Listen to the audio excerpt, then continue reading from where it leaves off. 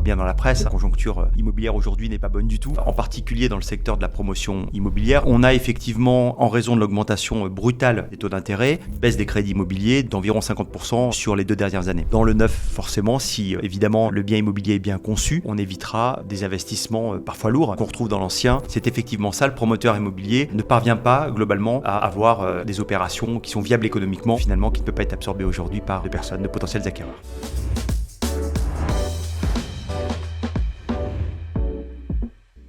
David Brahimi, bonjour.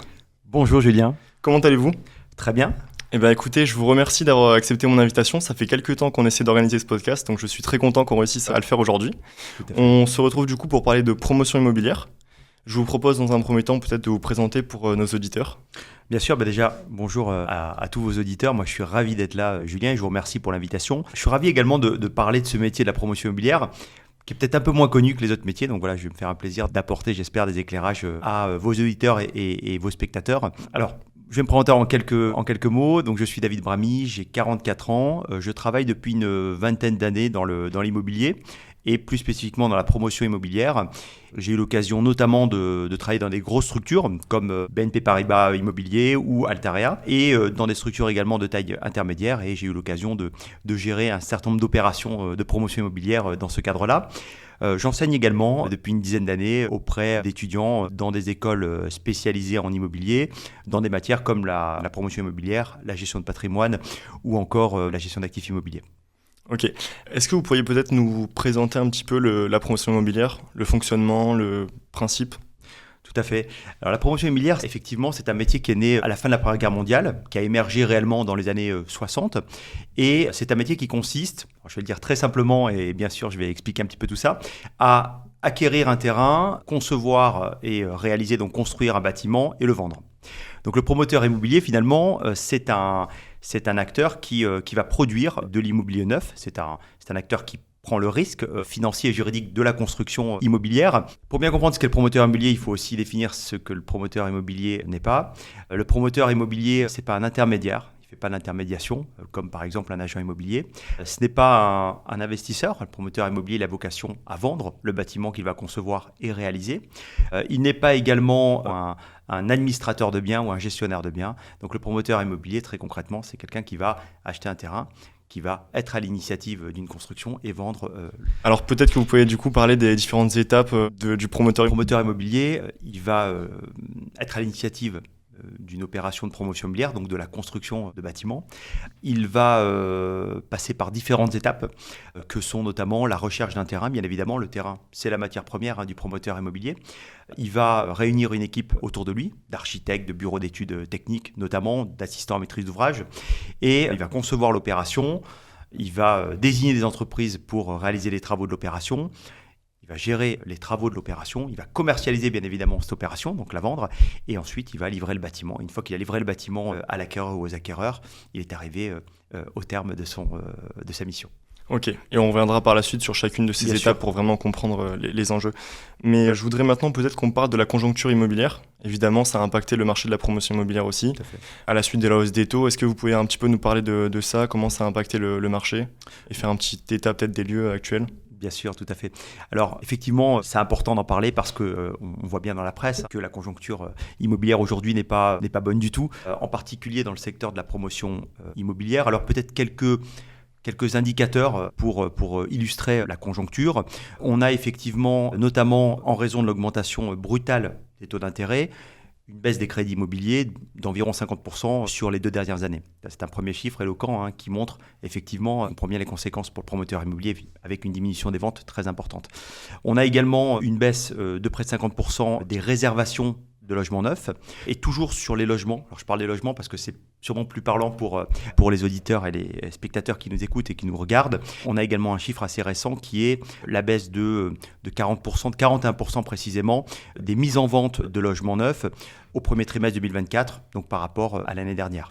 Donc c'est effectivement une crise très conséquente, et on y reviendra peut-être, mais c'est aussi une crise qui est particulière dans le sens où c'est une crise de l'offre et de la demande également.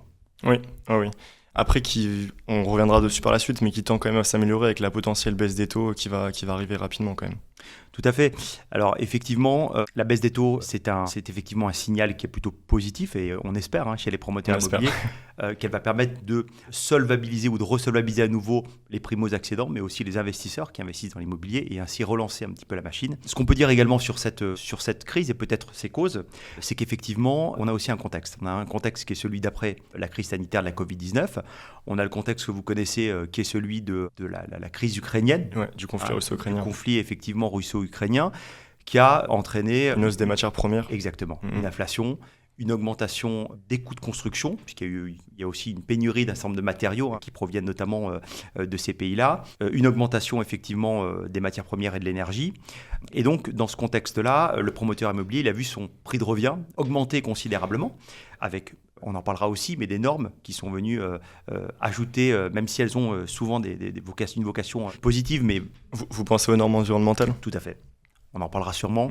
Les normes environnementales, ce qu'on peut en dire, c'est qu'effectivement, elles ont une vocation qui est louable, puisque effectivement, ça va dans un sens. Oui, c'est bon pour l'environnement et ça s'inscrit dans la démarche actuelle. Mais elles arrivent à un moment donné où elles alourdissent quelque part d'une certaine manière de construction et donc effectivement le prix de revient. Donc il y a cette partie-là effectivement, je dirais côté offre et côté demande, on en a parlé, c'est l'augmentation significative des taux d'intérêt. Et qui a fait chuter brutalement, on a vu, j'ai évoqué les quelques indicateurs, il y en a bien d'autres bien évidemment, mais voilà, qui ont fait chuter les ventes de manière très importante des promoteurs immobiliers. Et à noter aussi qu'on a un prix de revient qui a augmenté, mais qu'on ne peut pas forcément le répercuter, j'imagine, sur le prix final.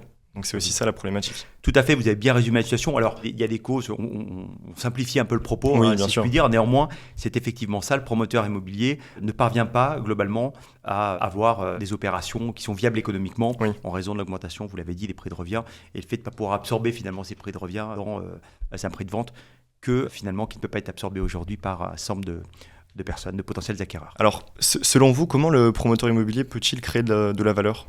Comment apporte-t-il de la valeur ajoutée en fait ? Alors, c'est une très bonne question effectivement parce que le promoteur immobilier, son métier, c'est quelque part de créer de la valeur avec le projet qu'il va réaliser. Alors pour cela, le promoteur immobilier, il va falloir qu'il aille négocier un terrain et qu'il crée de la valeur notamment avec la constructibilité de l'opération qu'il va réaliser. Promoteur immobilier pour cela, il va se mettre aussi à la place de ses futurs acquéreurs et des investisseurs qui pourraient être intéressés par l'opération. Et il va aller finalement chercher un terrain qui soit attractif de par sa localisation. Alors, on y reviendra parce que vous savez bien sûr que la localisation, c'est un des critères principaux de création de valeur et d'attractivité pour un bien immobilier. On dit souvent en immobilier l'emplacement. Exactement, tout à fait. Cette fameuse formule qui provient d'ailleurs de, si je ne me trompe pas, de Conrad Hilton, fondateur des hôtels Hilton, effectivement, qui parlait d'emplacement, l'emplacement, dit aussi localisation, effectivement. Et c'est un des critères principaux. Alors, quand on parle de localisation, on parle d'accessibilité, de desserte, donc notamment de la proximité au transport en commun. Il faut effectivement que le site soit proche des transports en commun, proche des axes routiers autorités principaux pour permettre une bonne accessibilité. Est-ce que je fais une petite digression, mais est-ce que justement c'est quelque chose que vous anticipez par exemple, le fait que potentiellement dans le futur il y aura des transports en commun qui vont qui vont être développés près du lieu de construction et de ce fait que ça pourra prendre de la valeur grâce à ça ? Tout à fait, effectivement, vous avez raison. C'est un point qu'on anticipe. Le promoteur immobilier, quand il va aller chercher un terrain, il va chercher le terrain sur la base de critères définis dans une feuille de route. En général, dans cette feuille de route, il y a effectivement cette proximité au transport en commun, cet aspect de l'attractivité lié à la localisation. Et effectivement, on l'a vu notamment quelques années avec les gares du Grand Paris Express. On va aller chercher effectivement des terrains qui sont bien localisés, qui sont pertinents par rapport à ce critère-là fondamental. Ok. Est-ce qu'il y a d'autres critères que vous recherchez en particulier quand vous recherchez un bien ? Tout à fait. Alors, on va rechercher la centralité, aujourd'hui de plus en plus. On va rechercher également l'environnement, qui est très important, un environnement sécurisé, un environnement attractif par rapport à la destination du bien qu'on envisage de réaliser, parce qu'on a parlé beaucoup de logements, mais le promoteur, bien évidemment, il peut réaliser différentes typologies de bâtiments. Le bureau, l'activité, la logistique, les résidences gérées dont on parle beaucoup actuellement, l'hôtellerie, co-living, coworking, etc. Donc, par rapport à ça, l'attractivité, l'environnement, le quartier, le secteur est très important, bien évidemment. On a également, dans les critères importants, l'architecture du bâtiment. On va aller effectivement travailler avec un architecte. On va travailler une architecture et également un bâtiment qui soit techniquement performant. Et bien évidemment, l'aspect environnemental dont on parlera peut-être par la suite, là aussi, c'est un aspect très important. On a une réglementation à respecter, réglementation liée au développement durable, et on a également des attentes spécifiques, notamment de la part d'investisseurs qui vont challenger le promoteur immobilier sur cet aspect-là. Évidemment, parce que j'imagine que c'est aussi des leviers de négociation pour eux. Exactement, tout à fait. Et vous parliez en particulier du coup des DPE, j'imagine ? Tout à fait. Alors, le DPE, effectivement, sur la partie logement, c'est un sujet très important. On l'a vu avec la réglementation, qui est assez ambitieuse, si je puis dire. Donc, effectivement, le promoteur immobilier va travailler sur le DPE. Il va devoir respecter également les réglementations liées à la construction. Alors, je pense notamment à deux réglementations que sont la RE 2020, donc la réglementation environnementale 2020, qui succède à la réglementation thermique 2012. Alors, c'est un peu technique, donc je vais essayer de l'expliquer. Cette réglementation, elle vise tout simplement, si je puis dire, à imposer aux promoteurs, finalement, à atteindre un niveau de performance énergétique de son bâtiment pour réduire la consommation énergétique d'une manière générale des bâtiments et également pour décarboner le bâtiment. D'accord ? Donc, on va avoir des obligations qui sont, par exemple, d'utiliser des matériaux biosourcés et qui vont permettre finalement d'émettre moins de carbone dans l'atmosphère. Donc ça, c'est une réglementation effectivement. Et c'est une contrainte qu'on rajoute dans le processus de construction, quoi. C'est une contrainte effectivement qui vient s'ajouter. Alors, je dirais quand même, avant de parler de la deuxième réglementation qu'on a évoquée, que ces normes, selon moi bien évidemment, elles sont bénéfiques. Parce qu'elles vont obliger, quelque part, les acteurs de l'immobilier, alors en l'occurrence ici le promoteur immobilier, mais on a d'autres réglementations de ce type-là qui vont s'imposer, notamment aux autres acteurs de l'immobilier, et elles vont finalement faire en sorte que la profession aille dans le sens de cette réglementation qui est finalement de concevoir, de réaliser ou de gérer des immeubles de manière plus vertueuse d'un point de vue du développement durable. Okay. Et pour la deuxième réglementation, c'est une réglementation qui s'appelle le ZAN, le zéro artificialisation nette. Et cette réglementation, finalement, elle vise à lutter contre l'artificialisation des sols, qui nuit à la biodiversité notamment, et au climat au demeurant. Et cette réglementation, finalement, elle va faire en sorte que le promoteur immobilier artificialise moins, on va dire, les sols. Et ça nous conduit, pour simplifier un petit peu le processus, à aller davantage reconstruire la ville sur la ville, c'est-à-dire transformer des bâtiments, les rénover, les réhabiliter, les restructurer, voire les surélever, mais éviter effectivement d'artificialiser les sols et donc... Parce que j'imagine que ça coûte moins cher d'artificialiser les sols pour les promoteurs. Exactement. Ouais, c'est plus simple. C'est plus simple parce qu'effectivement, l'artificialisation, c'est le fait de construire, comme les promoteurs l'ont fait pendant des années, c'est-à-dire de construire sur des terrains, peut-être des terrains nus ou des terrains agricoles ou autres, effectivement, sous réserve que le plan local d'urbanisme le permette, bien évidemment. Et les promoteurs immobiliers, aujourd'hui, il faut qu'ils changent de modèle. C'est aussi les défis dont on parlera peut-être dans le cadre de ce podcast. Les défis des promoteurs immobiliers, c'est finalement d'arriver à trouver des modèles qui permettent finalement de faire tourner leur bilan financier, mais en même temps de respecter cette réglementation. Un mot quand même sur cette réglementation, elle est contraignante, donc elle s'impose aux promoteurs immobiliers. Le promoteur immobilier ne peut pas dire « je veux passer à côté », c'est pas possible. Et elle a, notamment le ZAN, une ambition très importante puisque l'objectif, c'est qu'il y ait effectivement qu'on arrive au zéro artificialisation nette des sols à 2050 avec un certain nombre d'étapes. Mais c'est une ambition très forte et un changement de modèle, on peut le dire, pour les promoteurs immobiliers. Oui. Est-ce qu'il y a peut-être des éléments ou des critères ou des leviers qui permettent de négocier un terrain pour l'acquisition ? Alors c'est une bonne question. Quand on est promoteur immobilier, on est amené à négocier avec différents intervenants lors de l'acquisition du terrain avec le vendeur du terrain, puis quand on vend un immeuble, un projet, avec un ou des acquéreurs qui sont souvent des investisseurs dans le domaine de l'immobilier tertiaire. Alors quand on négocie effectivement, il y a déjà la loi de l'offre et la demande qu'on retrouve évidemment dans le marché de l'immobilier. Donc il faut voir où est situé le terrain et est-ce qu'on est en position de force ou pas par rapport effectivement à l'offre de terrain disponible dans cette localisation. Donc c'est un premier point. Le deuxième point, c'est que le promoteur immobilier, il va construire sur ce terrain. Donc il va raisonner finalement avec la projection de son projet immobilier. Il va faire un bilan financier. Il va regarder finalement le prix de revient de son opération. Il va estimer un prix de vente par rapport sur la base d'études de marché et il va pouvoir justement, en identifiant une marge acceptable pour sortir son projet, il va estimer un prix de foncier maximum pour cette opération. Donc ça va déjà donner finalement une base à sa négociation. Il va estimer le prix maximum qu'il va pouvoir mettre dans un terrain. Ensuite, il va analyser le terrain.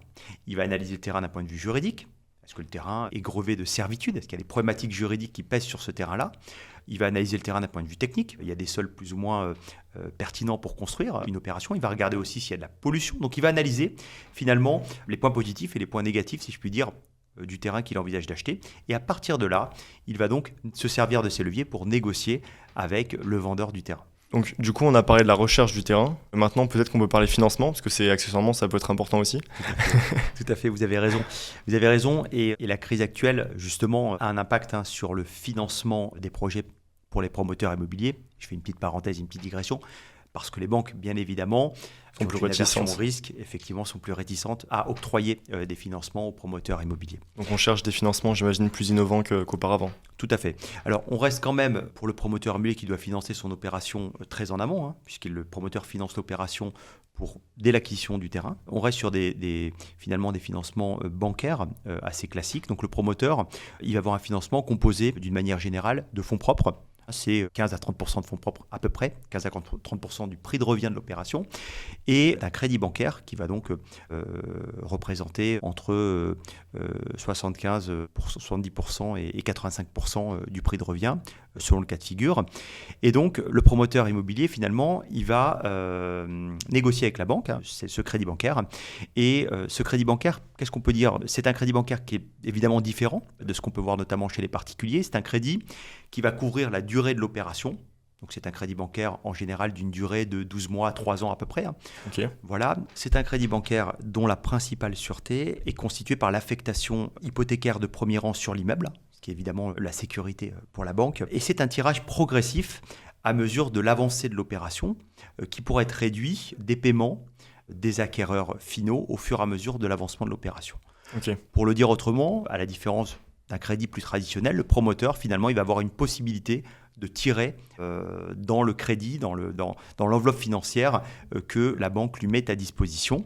Et il va servir également des paiements, finalement, au fur et à mesure de l'avancement des travaux des acquéreurs pour contribuer également à financer son opération. Vous avez évoqué effectivement quelque chose de très pertinent, c'est le fait que les promoteurs aujourd'hui complètent parfois les crédits bancaires avec des solutions de financement alternatifs. Du crowdfunding par exemple ? Exactement, tout à fait. Le crowdfunding, ça fait partie globalement de ce qu'on peut appeler des financements alternatifs, c'est-à-dire globalement que le promoteur peut aller collecter finalement de l'argent pour financer une partie de son opération sur les plateformes dédiées au crowdfunding. Voilà. Ça fait partie également du financement de l'opération. Par contre, à des taux plus élevés peut-être que des prêts bancaires, j'imagine. Tout à fait.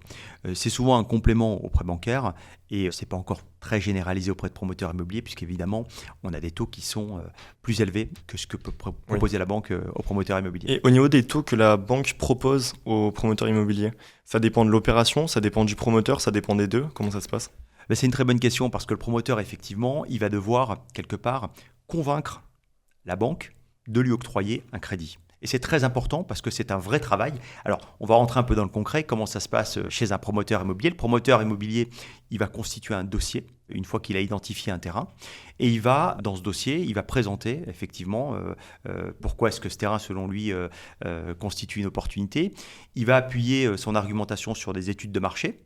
Il va intégrer dans ce dossier son bilan financier et il va présenter ça à la banque pour la convaincre finalement de lui octroyer un crédit, pour la rassurer sur le fait qu'il croit en l'opération et que l'opération va effectivement se réaliser dans de bonnes conditions, être livrée et dégager une marge permettant au promoteur de rembourser les échéances de prêt à la banque au fur et à mesure de l'opération. Donc pour le même acteur, pour le même promoteur immobilier, mais sur deux projets, on peut avoir deux taux différents. Parce que ça va dépendre de la qualité du projet aussi. On peut avoir deux taux différents, on peut avoir également un refus et un octroi de crédit. Et la banque aujourd'hui va exiger parfois un certain nombre de conditions, suivant bien sûr le type de projet que le promoteur immobilier lui présente. Par exemple, certaines banques aujourd'hui demandent au promoteur immobilier, pour délivrer un crédit, d'avoir une précommercialisation de 30, 40, 50% d'un projet de bureau par exemple. On le voit régulièrement, c'est-à-dire que la banque, elle va être le plus rassuré possible sur le fait que l'opération va réellement sortir avant d'octroyer un crédit, ce qui peut constituer effectivement une difficulté pour le promoteur. Oui, c'est ce que j'allais dire, parce que du coup, c'est compliqué pour le promoteur de mettre en place l'opération dans ces circonstances. Exactement. Alors, ce n'est pas toujours le cas, il faut voir effectivement au cas par cas, vous avez raison, mais c'est vrai que le sujet du financement est un sujet central pour le promoteur immobilier. Il a besoin de financement pour développer ses opérations et les banques, bien évidemment, elles vont tout faire pour se sécuriser avant d'octroyer un crédit au promoteur immobilier. Et j'imagine qu'en tant que promoteur immobilier, on peut de ce fait être limité puisqu'il y a une partie de fonds propres qu'on doit investir à chaque opération. Vous avez dit 15 à 20%. Tout à fait. On peut être facilement limité du coup. Si les opérations sont pas assez rentables, on peut avoir un plafond. Tout à fait, c'est une des problématiques, si je puis dire, pour le promoteur immobilier. Le promoteur immobilier va essayer de mobiliser le moins de fonds propres possible pour justement développer plusieurs opérations. Hein.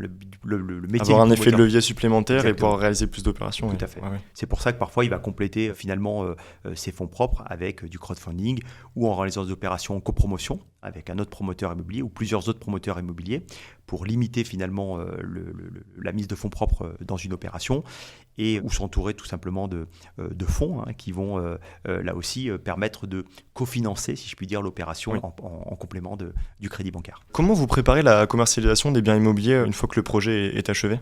La commercialisation, c'est effectivement, j'allais dire, un des objectifs majeurs pour le promoteur immobilier, puisqu'il n'a pas vocation à être propriétaire des biens qu'il construit. Donc la commercialisation, elle se prépare très tôt.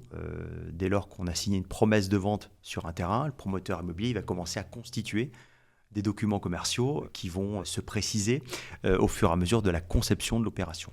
Ces documents commerciaux, ça peut être des plaquettes commerciales. Je pense que vous en avez, tout le monde a déjà vu une plaquette commerciale d'une opération de promoteur immobilier, une plaquette qui va présenter l'opération, la mettre en valeur et donner tous les éléments pour essayer de convaincre finalement un particulier ou un investisseur d'aller acquérir finalement le bien immobilier proposé par le promoteur immobilier. Donc comment elle se prépare la commercialisation? Elle se prépare déjà en réalisant des outils de commercialisation, des plaquettes, site internet, ça peut être Du marketing. Du marketing exactement, aller dans les salons présenter l'opération. Ensuite, d'un point de vue très pratico-pratique, très opérationnel, le promoteur immobilier, notamment sur la partie tertiaire, il va aller globalement souvent mandater des agents immobiliers qu'on appelle également les brokers. Okay. Et ces brokers, ils vont aller finalement identifier, aller chercher des potentiels investisseurs portant intérêt. Voilà, On parlait d'intermédiaires tout à l'heure, pour le coup, eux, ce sont des vrais intermédiaires. Voilà. On est vraiment sur les métiers d'intermédiation. L'agent immobilier, c'est un intermédiaire qui met en relation, bien évidemment, l'acquéreur et le vendeur, ou le bailleur et le locataire. En l'espèce, on parle de l'acquéreur et du vendeur. Et ce broker, il va aller globalement proposer à des investisseurs le projet. Et ensuite, une fois que l'investisseur ou le potentiel acquéreur est identifié, le promoteur immobilier il va rentrer dans différentes étapes de la commercialisation. On a tout d'abord l'investisseur qui va formaliser une LOI ou une lettre d'intérêt. Cette LOI, elle va déclencher finalement une exclusivité, donc une relation d'exclusivité entre le potentiel acquéreur et le promoteur immobilier. Durant cette période d'exclusivité, qui dure en général à peu près 45 jours, un peu plus ou un peu moins, le promoteur immobilier il va transmettre les éléments relatifs au projet à l'investisseur qui va entourer de conseils techniques, juridiques, d'avocats parfois, analyser le projet. On appelle ça la période de due diligence. Et ensuite, si tout se passe bien lors de cette due diligence, on va signer une promesse de vente avec des conditions suspensives. Et dès lors que les conditions suspensives seront levées, et si tout s'est bien passé, parce qu'il y a beaucoup de négociations pendant cette j'imagine période, bien, on y viendra justement. Eh bien, on signe chez le notaire, bien évidemment, l'acte authentique de vente qui permet de formaliser la vente. Et dans cet acte authentique, il faut savoir que le promoteur annexe, bien évidemment, une notice descriptive qui décrit tout ce qui constitue le projet qu'il vend à l'acquéreur, des plans de vente. Il s'engage donc évidemment sur un délai de réalisation et c'est une obligation de résultat pour le promoteur immobilier. Donc, il devra livrer exactement ce qu'il s'est engagé à vendre à l'acquéreur. S'il ne livre pas dans les temps, il y a des sanctions. Comment ça se passe ? Tout à fait, ça fait partie alors des négociations entre l'investisseur et le promoteur immobilier. L'investisseur, il est évidemment attaché au délai de livraison, puisque pour l'investisseur, finalement, ensuite, il faut très rapidement qu'il ait un locataire pour percevoir des loyers et globalement et atteindre le rendement objectif qu'il a déterminé. Et donc, le promoteur immobilier, il s'engage effectivement sur un délai. Et en règle générale, d'une manière générale, on a effectivement des pénalités qui sont négociées entre l'acquéreur et le promoteur immobilier. Et ces pénalités, en général, c'est un montant par jour de retard. Et voilà, le promoteur immobilier Évidemment, il essaie de négocier à la baisse et l'acquéreur à la hausse. Exactement. Est-ce que justement, vous pouvez peut-être nous parler d'autres anecdotes qui ont lieu durant les négociations ? Oui, bien sûr. Alors, les négociations, je parle de la partie tertiaire parce que c'est un peu moins le cas quand on commercialise du logement et qu'on est face à des particuliers. Oui, c'est pas bien tout à sûr, fait la c'est même pas la logique. même chose. Mais sur du B2B, donc sur la partie plutôt tertiaire, effectivement, il y a des anecdotes puisque on a souvent des négociations qui se poursuivent jusqu'au jour de la signature de l'acte de vente. Et il y a beaucoup de tensions. Alors, c'est une tension positive aussi lors de ces moments, mais alors je ne vais pas citer d'exemple évidemment, mais précis, mais j'ai été confronté à des cas de figure, comme beaucoup de promoteurs immobiliers, où la veille ou l'avant-veille de la signature, finalement, l'investisseur s'est rendu compte de quelque chose ou a changé d'avis ou négocie quelque chose. Cherche encore à négocier. Et c'est parfois des soirées entières à négocier, parfois chez le notaire avec une pizza ou autre. Et en général, ça se termine plutôt bien par la signature de l'acte de vente. Mais c'est vrai que si j'ai un conseil peut-être à donner, c'est effectivement de faire attention à être bien concentré jusqu'à la signature de l'acte de vente. Et alors, un conseil qu'on m'a donné et que j'ai pu effectivement tester, si je puis dire, c'est d'essayer de faire en sorte de ne jamais reporter une vente, puisqu'on ne sait pas ce qui peut se passer. On l'a vu avec les événements notamment liés au Covid ou autres.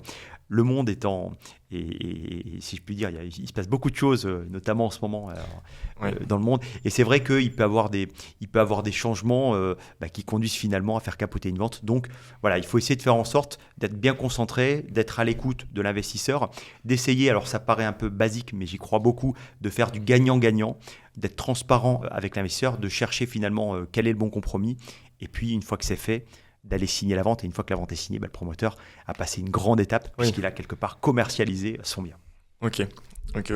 Alors du coup, on a parlé de la recherche du tiers, on a parlé du financement, on a parlé de la vente, de la négociation. Vous intervenez dans quelle étape en fait ? Dans toutes les étapes ? Alors moi, j'ai travaillé durant ces 20 dernières années sur de la gestion de projet. C'est-à-dire que globalement, évidemment avec des équipes, on est beaucoup quand on fait un projet, tant en interne que de par les intervenants que le promoteur immobilier missionne. Et j'ai pu, moi, gérer finalement un projet du début jusqu'à la fin, c'est-à-dire du moment où on identifie un terrain, où on signe une promesse de vente, jusqu'à ce que le bâtiment soit achevé, jusqu'à la livraison, donc l'étape.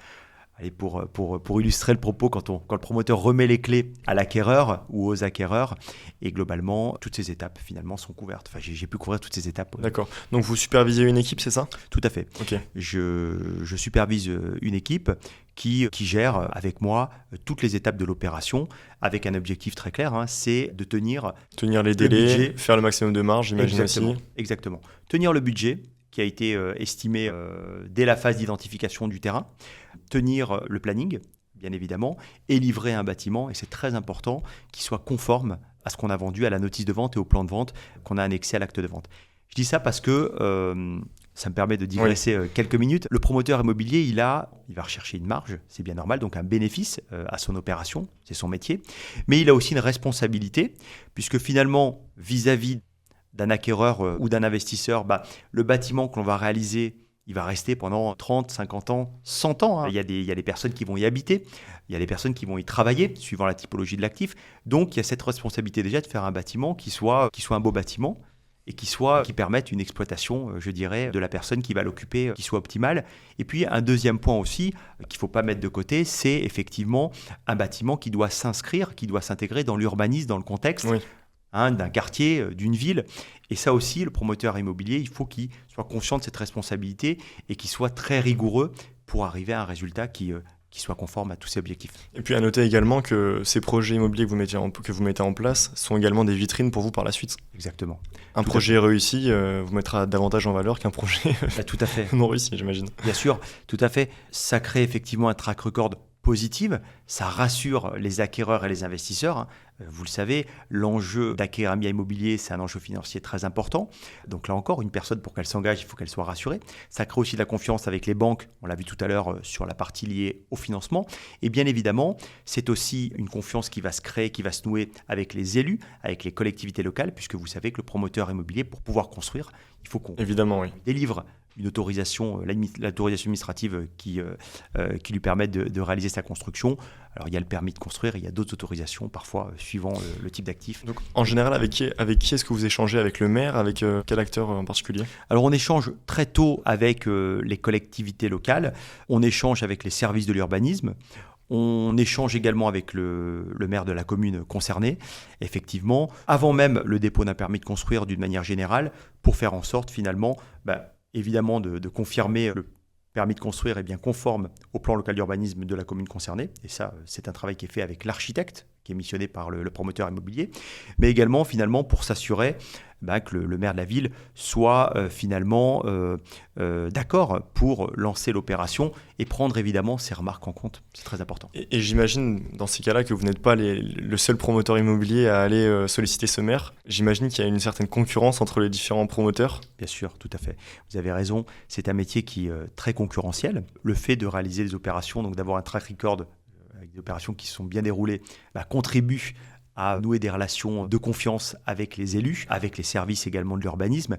Et ça, c'est donc très important pour le promoteur immobilier de veiller à faire en sorte que le dialogue soit transparent, soit efficace, soit concret avec les élus, avec le maire de la ville, car c'est de cette manière-là qu'il va peut-être faire la différence avec ses concurrents sur les communes concernées. Donc ça nécessite également du coup des qualités relationnelles aussi. Exactement. C'est un métier, effectivement, on aurait pu en parler, mais qui est passionnant pour ça. Parce que finalement, le promoteur immobilier, c'est un métier, déjà on l'a vu, on l'évoque, pluridisciplinaire. Il va avoir à traiter de différents sujets. C'est un métier aussi où on côtoie tout un tas d'intervenants différents. On a parlé des élus, mais on a aussi finalement des compagnons, puisqu'on travaille aussi, on gère un chantier. On a des architectes, on a des bureaux d'études techniques, on a des notaires, des avocats, on a des acquéreurs et des investisseurs en face de nous. Donc, c'est la richesse du métier, je le dis aussi pour ceux qui nous écoutent, c'est un métier qui est passionnant pour ces raisons-là. Et effectivement, une des qualités, selon moi, requises pour un bon promoteur immobilier, c'est le relationnel, mais c'est aussi la transparence et la véracité dans ce qu'il va dire aux intervenants qui sont d'une manière ou d'une autre concernés par ce qui va se passer, par la réalisation de l'opération. En complément de la partie création de valeur, est-ce que vous pouvez revenir sur les différents leviers justement de création de valeur dans un projet ? Tout à fait. Alors le promoteur immobilier, on l'a vu tout à l'heure, effectivement, il va créer de la valeur avec finalement son projet, la constructivité de son projet, la pertinence de son projet, du projet qu'il envisage de réaliser. On peut dire aussi sur la partie tertiaire, alors ça peut intéresser aussi, c'est des leviers qui sont applicables à un particulier qui voudrait investir. Attention, je fais bien la différence, promoteur immobilier, il faut être un professionnel pour réaliser ce métier. Le particulier va raisonner d'une autre manière, mais oui, il peut être intéressé par un certain nombre de leviers qu'utilise le promoteur immobilier, notamment le fait en tertiaire de, quelque part, sécuriser un bien, c'est-à-dire que le promoteur immobilier va souvent se mettre à la place de l'investisseur pour se dire qu'est-ce qui va pouvoir finalement être attractif pour un investisseur. Et ce qui se fait, c'est par exemple, lorsqu'on a un projet, on développe un projet de bureau, ça va être d'aller chercher un locataire en amont, d'aller louer le projet, alors dans le cadre de ce qu'on appelle un bail en état futur d'achèvement. Ouais. Et on a donc... C'est ce qu'on appelle le VFA, enfin vente en état futur d'achèvement. Exactement, tout à fait. On a le BFA d'un côté, un bail en état futur d'achèvement, et on va vendre ensuite l'immeuble loué dans le cadre, comme vous l'avez dit, d'un contrat de vente en état futur d'achèvement. Et en faisant ça, le promoteur immobilier, finalement, il va sécuriser commercialement le bien et donc lui donner de la valeur. D'accord ? Donc, effectivement, c'est une manière de faire en sorte qu'on puisse augmenter le prix de vente, c'est-à-dire finalement que l'investisseur accepte d'avoir un rendement un petit peu inférieur en raison du fait que l'immeuble est loué. Oui. Et il y a tout un travail à faire, notamment sur ce bail en état futur d'achèvement. Le promoteur immobilier, idéalement, il va aller chercher un locataire de qualité, il va signer un bail d'une durée ferme, un bail long, peut être un bail de 9 ans ou de 12 ans.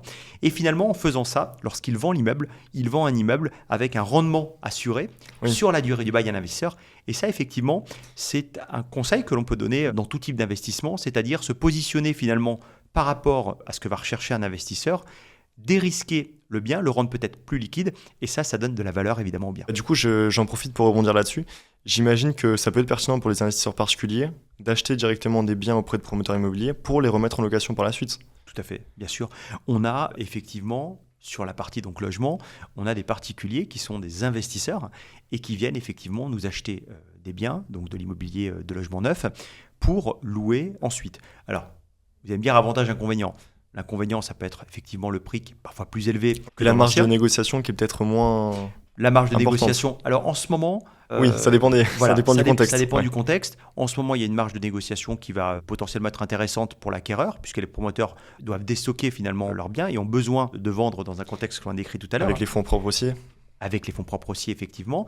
Et l'avantage ou les avantages, notamment, pour un acquéreur qui souhaite investir en achetant auprès d'un promoteur immobilier, c'est qu'il va avoir un bâtiment, un appartement ou un actif immobilier qui soit neuf, effectivement, qui soit conforme aux nouvelles réglementations et donc, on parlait notamment de l'étiquette DPE, qui soit performant d'un point de vue énergétique et donc potentiellement qu'il consomme moins aussi d'énergie. Oui. Donc c'est un vrai atout par rapport à tout ça. C'est vrai, mais j'imagine quand même que ça doit être compliqué pour un investisseur en particulier d'être rentable sur ce type d'opération parce que comme vous le disiez, il achète quand même le bien un peu plus cher. Donc pour être rentable derrière quand on le remet en vente, j'imagine que ça doit être compliqué quand même. Alors l'investisseur particulier, il va analyser un petit peu le marché de la localisation concernée.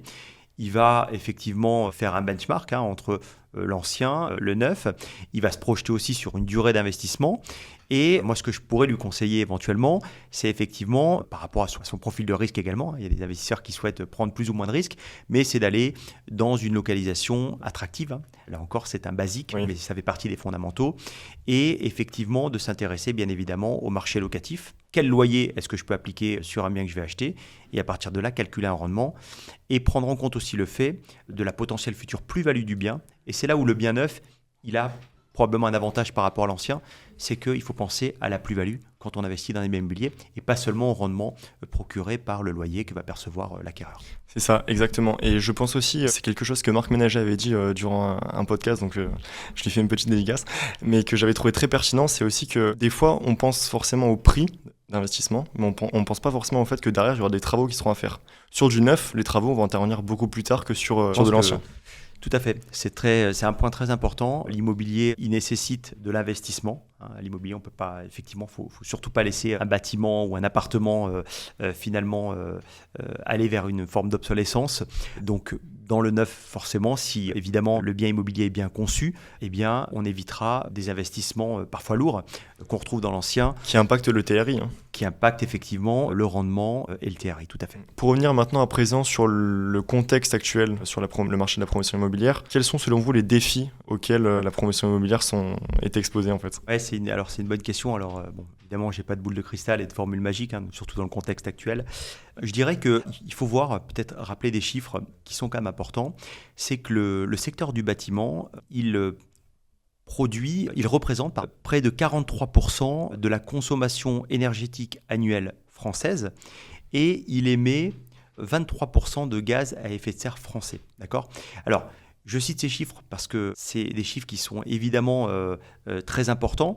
Et donc, l'immobilier a un défi, finalement, de réduire ses consommations énergétiques et de se décarboner. Voilà. La réglementation contraint les promoteurs immobiliers, mais aussi les autres acteurs immobiliers à aller dans ce sens-là, avec des réglementations qu'on a citées et avec un objectif de neutralité carbone à l'horizon 2050. Donc un objectif très audacieux pour les promoteurs immobiliers. Alors je dirais que les défis pour les promoteurs immobiliers, déjà c'est évidemment de surmonter cette crise et c'est pas simple pour le promoteur immobilier, c'est-à-dire changer de modèle. Ça passe sûrement par, on l'a évoqué tout à l'heure, reconstruire la ville sur la ville. Ça passe sûrement aussi par le fait d'aller vers des bâtiments qui sont plus adaptés aux nouveaux usages et donc aux attentes des utilisateurs et des investisseurs. Ça passe également par le fait sûrement d'aller identifier dans le parc immobilier des bâtiments qui sont obsolescents, qui sont des passoires thermiques, pour quelque part les transformer en des bâtiments qui soient adaptés, notamment à ces normes environnementales. Et je pense que l'immobilier, en ce sens, il y a des grands défis devant cette filière-là. Et il ne faut pas oublier que la crise que l'on traverse, elle n'est pas unique, entre guillemets. Elle est peut-être plus grave que les autres ou différente, mais c'est un marché qui est cyclique. Oui, bien sûr. Il y a des crises, vous le savez, tous les 10-15 ans, on a une crise. La précédente, c'était en 2007-2008. On a une crise aussi... Avec les subprimes. Exactement. On a une crise aussi en 91. Donc, cette crise est différente. Il va falloir la surmonter et ce n'est pas une tâche simple. Mais je pense qu'il faut rester optimiste. Il faut que la filière soit soudée également dans cette épreuve, si je puis dire, pour qu'un nouveau modèle soit trouvé et que les promoteurs retrouvent finalement une activité qui soit bonne dans un meilleur contexte avec tous ces défis à relever qui ne sont pas des moindres. Et puis, avec la baisse de taux qui va arriver, j'en parlais tout à l'heure, mais qui va arriver et qui va forcément aider quand même la promotion immobilière. Tout à fait. Vous avez raison. Les taux, c'est évidemment un indicateur très important. Et les promoteurs attendent notamment cette baisse des taux qui va permettre aussi probablement de resolvabiliser un certain nombre d'acquéreurs. Et d'augmenter la demande. Exactement. Et d'augmenter la demande, ce qui est très important. Puisque vous le savez, la promotion immobilière, c'est des cycles longs. Et donc, quand l'offre finalement stagne ou s'arrête, c'est aussi une catastrophe pour la suite. on ne l'a pas abordé, ça pourrait faire l'objet d'un podcast, d'un épisode complet, mais on a également une pénurie de logements. Donc le paradoxe à cette crise, c'est que finalement, on a un marché qui stagne ou qui s'est arrêté, ou qui a en tout cas fortement diminué, et parallèlement à ça, il y a une pénurie de logements, il y a une demande de logements qui, j'espère pas, mais ne sera pas forcément... On ne trouvera pas forcément une solution à cette problématique-là. Tout à fait. Et selon vous, d'où elle provient? Alors c'est compliqué à expliquer, parce qu'il y a évidemment différents critères à prendre en compte, mais d'où elle provient cette pénurie de logements selon vous? Alors, cette pénurie de logements, effectivement, elle s'est accentuée au fur et à mesure du temps pour des raisons sociétales déjà. Il y a des divorces, il y a des jeunes actifs qui vont aller chercher un appartement ou un logement. Donc, on a un phénomène sociétal qui fait que globalement, la demande a augmenté. Et on a bien évidemment, entre autres, parce qu'on pourrait vraiment détailler avec de nombreux facteurs cette pénurie de logements, on a également des logements qui sont aujourd'hui obsolètes, qui sont des passoires thermiques, qu'un certain nombre de bailleurs ne pourront plus louer, vous le savez, notamment... G, les F. Exactement. Ouais. Ceux qui sont on appelle ça des passoires, effectivement, passoires thermiques, classés notamment sur l'étiquette DPE et de GAA. De GA, effectivement. Donc ceux qui sont classés notamment sur l'étiquette DPE F et G. Et donc, effectivement, tout ça a créé cette pénurie, si je puis dire, de logements. Et le promoteur immobilier, l'offre neuve aujourd'hui qui stagne, pourrait aggraver cette situation. Donc, il est grand temps aussi que les pouvoirs publics, si je puis dire, puissent continuer ou contribuer à accompagner les promoteurs immobiliers pour surmonter cette crise. Ok. Et vous pensez justement que ces pouvoirs publics, comment pourrait-il justement aider les promoteurs immobiliers? Quels sont selon vous les différents leviers? Alors, les pouvoirs publics, ils peuvent aider. On sait que le logement, déjà, c'est un sujet très politique et qu'il y a des leviers. Alors, je n'ai pas ici, évidemment, des propositions concrètes. Alors, ce n'est pas mon rôle. C'est le rôle notamment des fédérations qui sont extrêmement actives, la fédération des promoteurs immobiliers notamment, auprès des pouvoirs publics. Et l'État, il pourra intervenir tant sur l'offre que la demande. Alors, évidemment, on pense à la défiscalisation et ce genre de leviers, effectivement, qui peuvent permettre, effectivement, je dirais, de faire en sorte que la situation s'améliore. Ok, très clair. Peut-être que pour finir, vous pourriez nous partager quelques anecdotes sympas qui ont lieu durant des transactions, par exemple? Bien sûr, tout à fait. Alors, des anecdotes, on en a plein, évidemment. Quand on gère une opération, déjà, on est beaucoup de monde autour d'un même objectif. Ça dure plusieurs années. Donc voilà, on a le temps de passer par différents types d'événements ensemble, en commun. Et dans les anecdotes, moi j'ai j'ai plusieurs séquences qui me viennent à l'esprit, notamment des négociations. On parlait tout à l'heure de négociations avec des investisseurs. On est à table avec les notaires, avec les investisseurs, les avocats, etc. On négocie, il est 2-3 heures du matin. Donc on est en train de manger une pizza, en train de discuter, puis on renégocie, puis on rediscute. Donc il y a un côté très humain dans ce qu'on fait. Il y a un côté très sérieux également parce que les enjeux sont très sérieux. Mais en général, tout ça fait qu'on est très satisfait une fois que la situation aboutit, bien évidemment. Je repense également à un sujet, c'est un sujet qui date un petit peu, c'était en 2010, et c'est un sujet d'hôtellerie. Donc c'était l'hôtel que j'ai eu l'opportunité de réaliser pour le compte du groupe Accor, le Suite Novotel à Issy-les-Moulineaux. Et cet hôtel, on s'est battu pour qu'il soit le premier hôtel certifié HQE en France, haute qualité environnementale. Et là encore, c'est un travail d'équipe, c'est un travail de précision, puisqu'on est dans l'hôtellerie. Et là aussi, c'est évidemment beaucoup de souvenirs à travailler de manière assez acharnée pour arriver à faire quelque chose qui est le résultat qu'on voit aujourd'hui. Vous avez réussi du coup. Et on a réussi effectivement à obtenir notamment cette certification. Ok, super. Écoutez, David Brahim, merci beaucoup pour cet épisode, c'était super. Merci à vous, j'ai été ravi de participer à ce podcast avec vous. Super. De votre côté, si l'épisode vous a plu, n'hésitez pas à liker si vous êtes sur YouTube ou si vous êtes sur les plateformes de streaming, n'hésitez pas à mettre une note 5 étoiles, ça aide toujours. Et on se retrouve très bientôt. Merci. Merci, à bientôt.